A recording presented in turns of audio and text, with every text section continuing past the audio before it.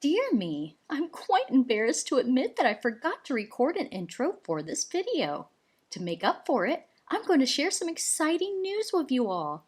I recently released an adorable new design in my Redbubble shop, just in time for the holidays. This festive design was created by the ever wonderful artist Buttered Bee, and it comes in multiple color and style choices. Goodness me, I can't get over how cute it is. I hope you all love it as much as I do. Now let's get back to the show.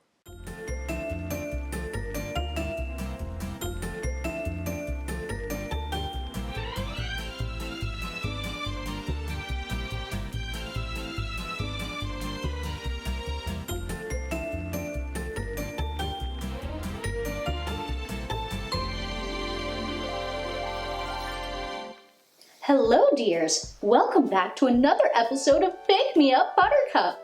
It's that time of year when many of us will be preparing pies for upcoming holiday gatherings. One popular choice is the good old apple pie. Today, we will be yet again delving into my recipe book from the 1960s to try out a fun twist on this classic called a caramel crunch apple pie. Oh, this one actually sounds incredibly tasty. I hope it lives up to its delicious sounding name. Let's go give it a try and find out. To begin, the recipe calls for 5 apples that have been cored, pared, and sliced. Now, it didn't specify a size, but my apples seemed fairly large, so I ended up only cutting 4 of them. 5 just seemed like it would be far too much. We will add 1 tablespoon of lemon juice, 1 tablespoon of flour, and 1 tablespoon of sugar.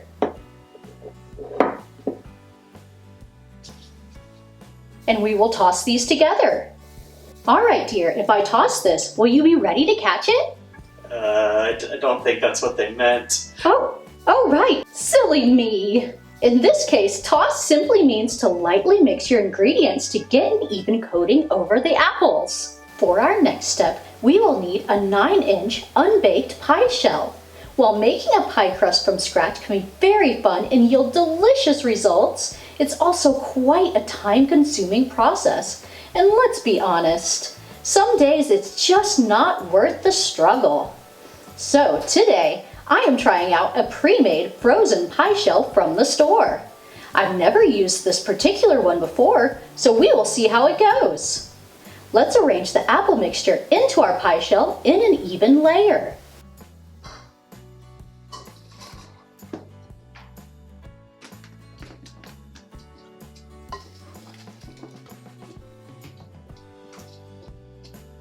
Well, that seems like quite a bit to me. I think maybe 3 apples would have been better. We'll just take a little off the top here. Next, the recipe calls for 1/3 cup of light cream. I didn't have any light cream on hand, so I am using a combination of 2 parts heavy cream to 1 part milk. When it comes to cream, light versus heavy just means the percentage of fat content in the cream. Light cream typically contains between 18 and 30% milk fat, and heavy cream contains no less than 36% milk fat. By diluting my heavy cream with some milk, I should get a similar result to using light cream. Let's drizzle this cream over the top of the apple mixture. In a separate bowl, we will combine 1/2 cup of sugar, 3/4 cup of graham cracker crumbs, 1/4 cup of flour,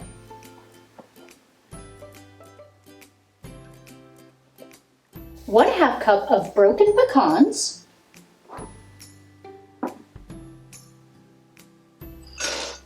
1/4 teaspoon of salt,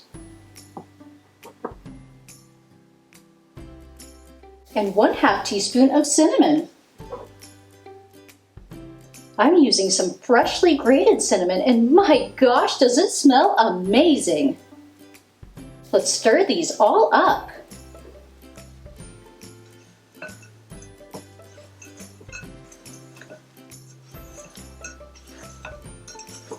Next, we will sprinkle this over our apples. This is a very filled pie, and we still have 1 more layer left. Now, in a small saucepan, we will add 2 tablespoons of water,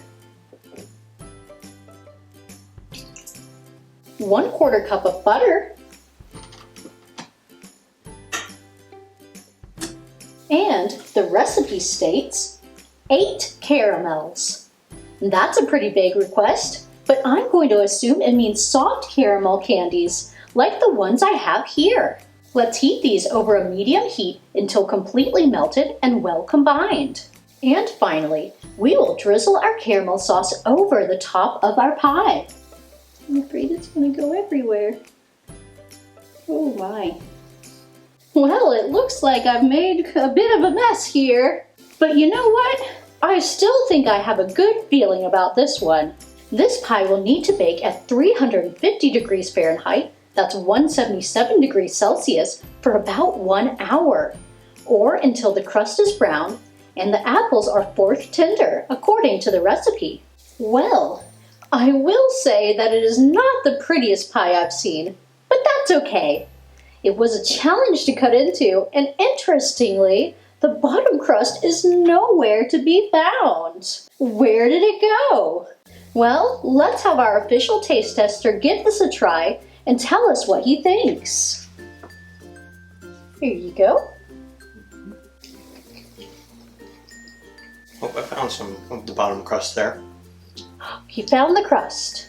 It is very soggy, which I think Soggy bottom. I think was a result of the order of operations we chose with this one by following the directions. Oh, that makes sense actually. When we made this, it had us make each individual section but add it to the pie as we made it. But after it sat for a while, especially after adding that cream, it probably helped that crust get a little bit soggy. So maybe it would be better to make all the elements first than add them to the pie around the same time? I think so. But sounded like a nice crunch there. the top is very good. It's got a nice crumble to it. It's actually kind of good.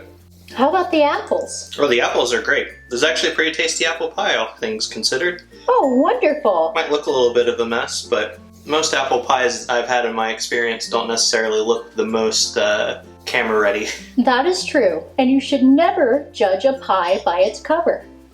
Or is that books? I think that's books. But I think it applies. I do think maybe we should have sliced the apples a little bit thinner. That may have helped as well. And we might have actually been able to fit more apples in if we'd sliced them a little bit thinner. Yeah, I agree. I think the apples probably needed to be a little bit thinner. They probably would have cooked down a little bit more. Some of them are a little crisper than others. But What? I think that comes from also our inexperience with making apple pies. Well, that is true. I must admit, I have not made an apple pie before. I actually don't like apple pie. Oh! But that's why my taste tester is having a taste. Oh! This is for me.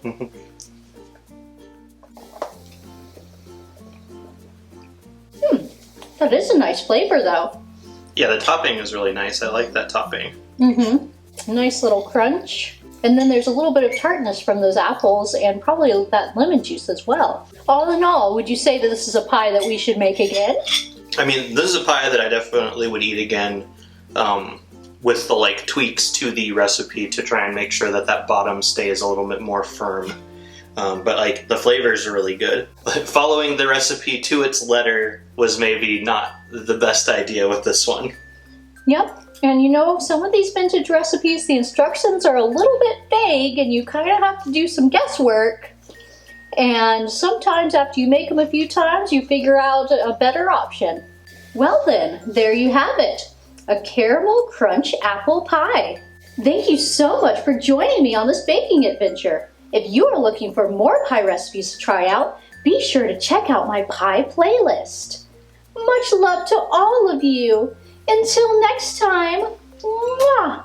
Oh, one last announcement. I will be attending Midwest Fur Fest the first weekend of December. I am so very excited. I will be performing as both Buttercup and Lelia Spaniel at the con. I hope to see some of you lovelies there.